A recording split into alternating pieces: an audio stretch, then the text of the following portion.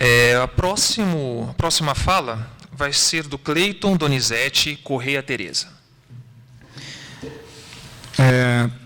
Prazer em poder dialogar com vocês. Eu sou aluno aqui do programa ofertado pelo Diversitas, Humanidades, Direitos e Outras Legitimidades, e orientando da professora Zilda. E defendi a dissertação de mestrado há quase 2 meses, final de setembro, tendo na banca o professor Luiz Galeão e também o professor Vitor Paro. E o trabalho que eu vou apresentar aqui, portanto, é derivado dessa pesquisa de mestrado. Bem, eu trouxe aqui esse cartaz, né, tá projetado ali, simples, com algumas imagens, essa ideia de mostra e de tentar expor um pouco os caminhos da pesquisa, da interdisciplinaridade, diante de 15 minutos, né, que passam muito rápido, ainda mais para quem dá aula o dia todo como eu, dou 10, 12 aulas no dia, né?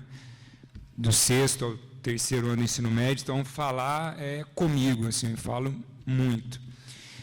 Então tem que dosar aqui também o tempo. Eu trouxe somente esse cartaz, mas é porque ele traz algumas imagens interessantes, acho que vocês podem conseguir se familiarizar um pouco melhor com a pesquisa, com os caminhos dela envolvendo a interdisciplinaridade. E eu coloquei um título aqui também, depois me arrependi, né? Presunçoso demais, mas eu tenho essa mania e depois tem que me virar com esses títulos, mas também é bom para tirar a gente de um lugar, às vezes, mais confortável. A primeira imagem é de um jornal, uma edição do Estado de Minas, de 1979, quando aconteceu uma grande greve dos professores, que fez parte de todo um contexto de greves no Brasil, né, no período em que novas personagens sociais entraram em cena, como diz o Eder Sader, no momento em que o regime militar brasileiro começava um processo, né, que o regime vai dizer que é abertura lenta, gradual e segura, mas que a gente sabe que também não foi nada disso. Mas essa é uma edição do jornal da época. Eu trabalhei muito com jornais, com o Estado de Minas, não foi nem o jornal que eu utilizei mais. O jornal que eu mais utilizei na pesquisa foi um jornal de Poços de Caldas, né, onde a minha pesquisa aconteceu, chamado Jornal Mantiqueira. Mas esse é um exemplo de fonte, então, que eu utilizei, está ali o título, Eleição dos Mestres, um título que a gente poderia não encontrar se a greve tivesse acontecido alguns anos antes, né? Mas nesse período de 79, consegue um pouco mais de visibilidade e apoio. Coloquei aqui uma segunda imagem, que é de um vídeo, de uma das entrevistas que eu fiz. Fiz entrevista com 7, eu acho, professores, 4 deles que participaram da greve de 79, pude encontrá-los e dialogar com eles, foram pessoas bem reconhecidas pelos grevistas como referências. Então, aqui é o professor João Augusto Gentilini, ele teve uma trajetória muito interessante, porque depois ele acabou indo para a universidade, se tornou professor em educação na Unesp, e recentemente se aposentou. E nessa entrevista que eu fiz com ele me deu um enorme presente, dá para ver aqui, olha, tem uma caixa, parece uma caixa de sapato, caixa de camisa, cheia de documentos que ele arquivou da greve de 79 e dos anos seguintes. E quando eu fui digitalizar todo esse material, eles transformaram em mais de 500 imagens. Então, são muitos documentos, boletins diários de greve, correspondências, atas, registros manuais. Então, eu acabei tendo uma quantidade bastante grande de fontes para poder analisar. Essa imagem do meio, alguns autores que eu utilizei, né, nessa proposta de interdisciplinaridade, então, autores de áreas bem diferentes, depois vou comentar um pouquinho. Aqui, uma foto da Escola Estadual Francisco Escobar, já também eu comento um pouco porque essa foto está aqui. E a quinta foto é uma entrevista que eu dei para os alunos do 2º ano do ensino médio da escola, meados desse ano.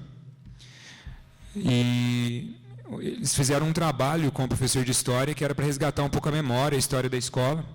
e me convidaram para uma entrevista. Foi bem legal, porque o professor montou um projeto interessante, meio que de competição, né, entre eles. Eles tinham que gravar vídeos e depois postar isso nas redes sociais, e aí eles tinham que batalhar para divulgar e para ter visualizações e tal. Então o pessoal se empenhou.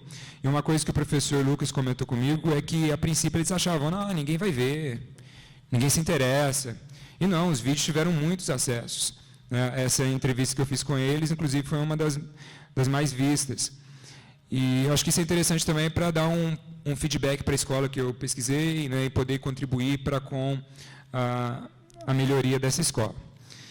Então, acho que essas fotos ajudam a elucidar um pouquinho do trabalho que nós desenvolvemos. Bem, a pesquisa, a princípio, ela não foi pensada, quando eu comecei a elaborar o projeto, eu não pensava num programa interdisciplinar. Então, eu comecei elaborando o projeto pensando na história social, onde eu conheci a professora Zilda, e aí me aproximei do Diversas, da interdisciplinaridade, e à medida em que a pesquisa, os diálogos, as reuniões foram acontecendo, eu fui, então, entendendo melhor a proposta, que não é fácil, né? Eu fiz disciplinas aqui que exigiram muito de mim, por conta de 3 professores numa sala, autores bastante diferentes, mas também é uma experiência bastante rica para poder lidar com temas que perpassam, que podem perpassar, que precisam ser dialogados por áreas diferentes. Nesse caminho de começar a trabalhar com a professora Zilda, ela propôs, então, que desenvolvêssemos o trabalho com base na proposta de um filósofo francês chamado Henri Lefebvre. E foi por aí que partimos. E o Lefebvre tem uma proposta de método chamado regressivo-progressivo, que, em síntese, identificamos com clareza a situação presente a partir de uma boa descrição, e depois de compreendida a situação presente, os problemas presentes, os desafios presentes, fazemos o retorno ao passado até o momento em que consideramos essencial para as mudanças que desencadearam transformações, e, compreendido o passado, fazemos um movimento de retorno ao presente, de forma que ele possa ser elucidado pelo aprendizado daquilo que analisamos. Entendido esse presente, a gente pode caminhar para o que o Lefebvre chama de transdução, que é projetar um objeto em que ele vai dizer que é necessário inserir o conhecimento na utopia. Então, é esse o caminho que nós fizemos durante a pesquisa. Eu fui até a Escola Francisco Escobar, fiz todo um trabalho de descrição, de levantamento de documentos, de planta arquitetônica, questionário com os professores, entrevistas, circulei pela escola, acompanhei aulas com outros professores de manhã, à tarde, à noite, fazia as minhas anotações. E depois fiz um recuo até a greve de 1979, que nós consideramos um momento crucial para as transformações no país e na educação. E, entendida a greve, retomamos novamente a escola para poder compreender a situação em que estamos e tentar projetar algumas possibilidades. Bem, esse trajeto, essencialmente, ele envolveu o diálogo interdisciplinar. O Lefebvre é um autor que escreveu sobre muita coisa, que brigou com muita gente, né, com uma discussão acadêmica de qual análise vence, né, está muito presente em várias obras dele, mas ele também, até para poder questionar, até para poder divergir, ele discutiu com áreas diferentes, com perspectivas diferentes. Então, acho que já trabalhar com Lefebvre e trabalhar com a educação na intensidade que eu e Zilda gostaríamos de fazer, envolveu necessariamente um diálogo interdisciplinar. Os problemas, de forma alguma, penso eu, poderiam ser compreendidos com restrições nesse sentido. Então, nós trabalhamos com autores como, além do Lefebvre, com Boaventura, das ciências sociais, né, do direito, o Vitor Paro, da educação, a Souza Pato, da psicologia, voltada para a educação, Alessandro Portelli, da história oral. Então, tem toda uma gama de autores de áreas bem diferentes e aí foi uma liberdade interessante que eu tive em trabalhar com a professora Zilda nesse sentido.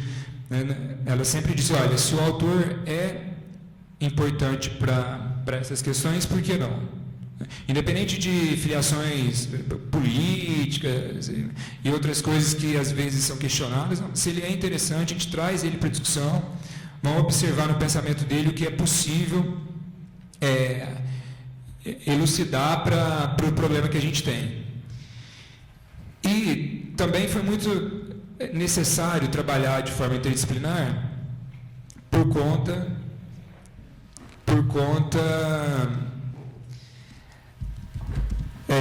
obrigado, agradeço. Por conta da quantidade de fontes, né? A própria, acho que é um diálogo mesmo. Assim. Nós tínhamos o intuito de fazer uma pesquisa intensa, trabalhando com diversos autores e com muitas fontes.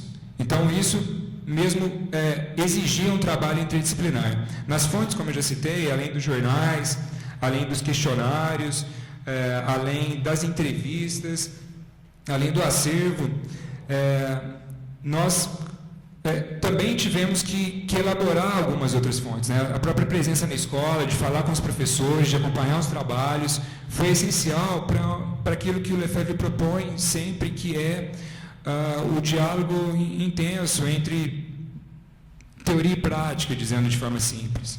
Né? De não desenvolver um trabalho teórico distante de uma realidade que estava ali posta, se apresentando, gritando para a gente, fingir que não ouve.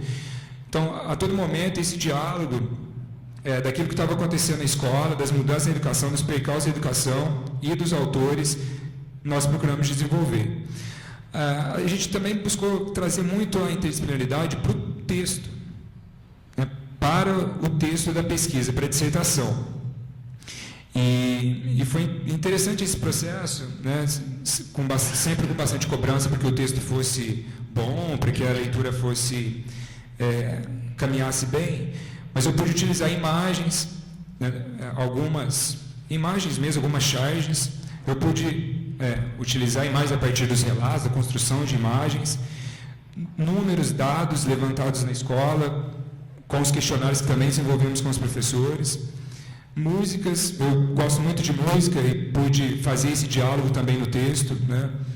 Então, discutindo questões sobre mercantilização, trazer algumas citações de uma banda de hardcore, por exemplo. Foi uma coisa que nós pudemos fazer, quisemos fazer. Filmes, vários documentários também serviram de referência para pesquisa. E um pouco de literatura, que é uma coisa que também envolveu um esforço, conseguimos trazer um pouco e acho que deixou o texto mais interessante. Então, nessa proposta nossa aqui de falar sobre interdisciplinaridade, eu acho que é esse o percurso que nós fizemos. O tema é educação, a intensidade com a qual a gente queria trabalhar com o tema, a quantidade de fontes, necessariamente levava ao diálogo com diversos autores na compreensão de problemas que são realmente muito complexos, né? Que você não consegue identificar se optar por visões restritas. Bem, nos minutos poucos aqui que eu ainda tenho,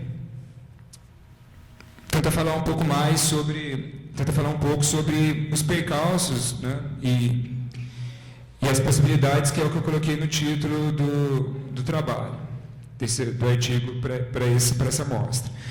A burocratização foi um problema enorme que nós encontramos na escola. Burocratização que envolve as secretarias, as superintendências regionais de ensino, como nós chamamos em Poços de Caldas, em Minas Gerais.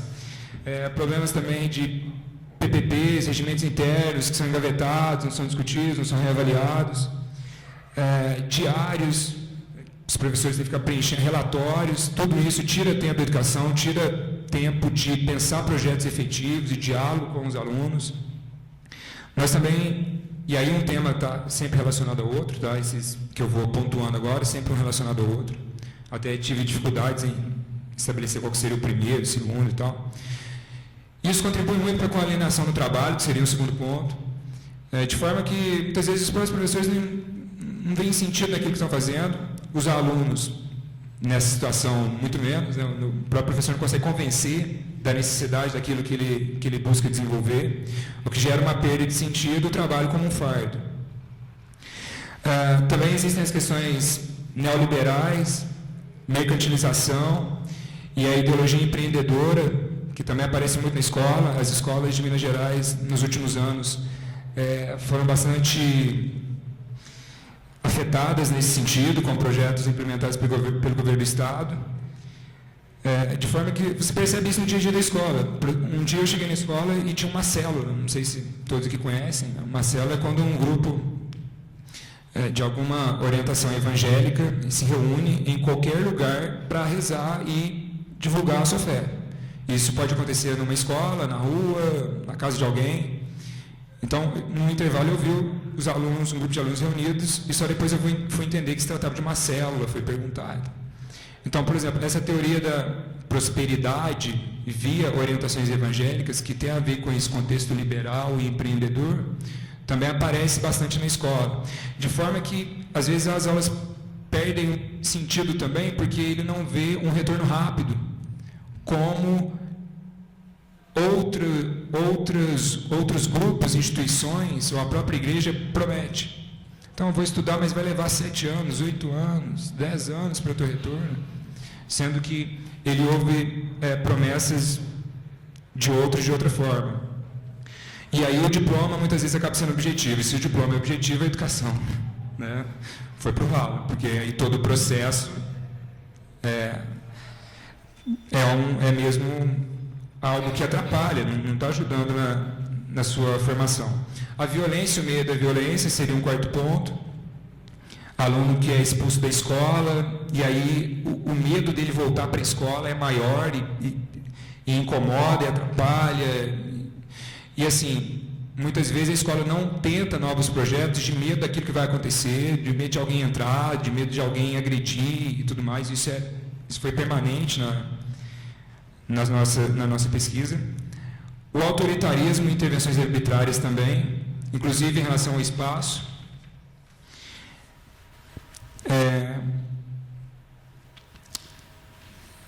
E aí, caminhando assim para o final mesmo, das possibilidades, nós identificamos que o afeto é uma questão fundamental que a gente precisa exaltar e compreender melhor, valorizar, embora a escola tenha muitos problemas.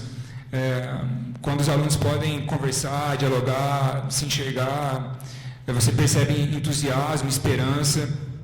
E o Castos, que é um autor que nós utilizamos, ele fala muito em companheirismo. Nós utilizamos mais o termo esperança, mais entusiasmo, mas isso também está muito presente na escola, e a gente vê bons resultados quando esse afeto é valorizado, tanto a relação entre alunos quanto entre professores. Valorização da experiência, deixar os alunos fazerem. Eu acompanhei um trabalho de PowerPoint que o menino explicava, o menino do 8º ano explicava com detalhes como ele fazia, construía animações, todo mundo acompanhando. Aquela meia hora que aquele aluno fez isso rendeu muito mais do que aulas, né, que para eles são repetitivas e até monótonas. A apropriação do espaço, algo fundamental, também em trabalhos em que o espaço era disponibilizado a eles, as coisas funcionavam bem. Eu acompanhei um projeto com música, com intervenções artísticas, que aí é uma coisa que o Lefebvre diz, né? Habitar como um poeta, a partir de um autor chamado Holden, um alemão que ele cita, né? Então, habitar como um poeta, essa possibilidade de habitar como um poeta, nós percebemos também avanços no ambiente escolar. E os 2 últimos pontos, né? Acho que a educação pública precisa ser vista como movimento social, foi isso que nós identificamos. Quando o trabalho era voltado para muito mais do que um trabalho, mas para algo que se constrói, a educação é o seu próprio fim, o conhecimento não termina nessa aula, nós estamos projetando algo, havia uma mudança de perspectiva. E valorização da democracia, que é algo muito falho no ambiente escolar, muito restritivo, pouco participativo. E se a gente pretende uma educação que realmente seja emancipatória, né, descolonizadora, os espaços escolares das formas mais variadas possíveis é essencial. Desculpa ter ultrapassado um pouco. Obrigado.